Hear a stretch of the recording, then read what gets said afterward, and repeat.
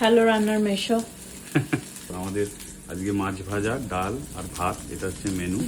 একটা জিনিস আমার এখানে আজকে রান্না করতে করতে মনে পড়লো, তাই ভাবলাম তোমাদেরকে বলি। সেটা হচ্ছে যে ইউএসএ তে এই যে রান্নার যে মানে ওভেন যেটা মানে স্টোভ যেটা, সেটা কিন্তু এরকম হিটার। একটু কাছে নিয়ে গিয়ে দেখো। সবার হিটার হয় না কিন্তু। না, সেটা সবার হয় না, বাট ম্যাক্সিমাম লোকের তো তাই হয়। হিটিং কয়েল কারোর। হ্যাঁ, এটা হচ্ছে ইলেকট্রিক কয়েল। এরকম এই দেখো, এখানে চারটে আছে। এখানে একটা, এই দুটো হচ্ছে বড়, আর এইটা আর এইটা হচ্ছে ছোট কয়েল। তো অবভিয়াসলি বড় আর ছোটর মানে পাওয়ার আলাদা হবে।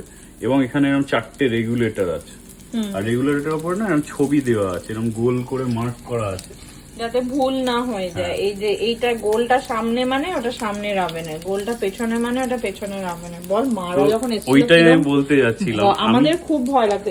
আমি ওইটাই বলতে যাচ্ছিলাম, আমার আজকে রান্না করতে গিয়ে ওটাই মনে পড়লো যে মারা যখন এসেছিল, মারা যেহেতু এরকম এই হিটার কয়েল বা জার্মানিতে যেরকম আমি তোমাদের দেখেছিলাম সেরামিক প্লেট, তো এই ধরনের ইয়েতে তো ইউজ টু নয়।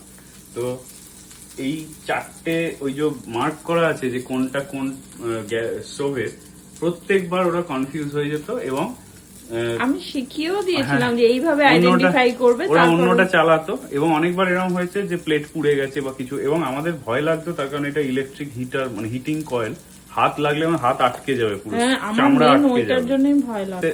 অনেকে এরকম হচ্ছে মানে আমাদের ওখানে গ্যাস সিলিন্ডার যেরকম, অনেকে ওই সিস্টেম ইউজ করে। এখানে সিলিন্ডার হয় না। জার্মানিতেও তাই, ওই কোম্পানিজ আছে তারা এরকম ওই এলপিজি সাপ্লাই করে, লাইন দিয়ে আসে। আমাদের কলকাতাতেও আছে অনেক বড় বড় অ্যাপার্টমেন্ট, আমার বড় পিসিদের অ্যাপার্টমেন্টেই ওরকম। হ্যাঁ, মানে ওরা সিলিন্ডার সাপ্লাই হয় না।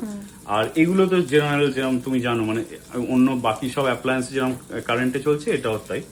রান্না করার পার্সপেক্টিভ থেকে আমি যদি বলি, একটা অসুবিধে যেটা হয় সেটা হচ্ছে যে ওই তুমি যদি কমিয়েও দাও, ওটা সাথে সাথে হিটটা কমে না, যেহেতু ওটা ইলেকট্রিক কয়েল, ওটা কমতে একটু সময় লাগে। তো ওইটা তোমাকে আন্দাজ করে রান্না করতে হবে। তো ভাবলাম এটা তোমাদেরকে বলি যে এটা একটু অন্যরকম ইউএসএ তে।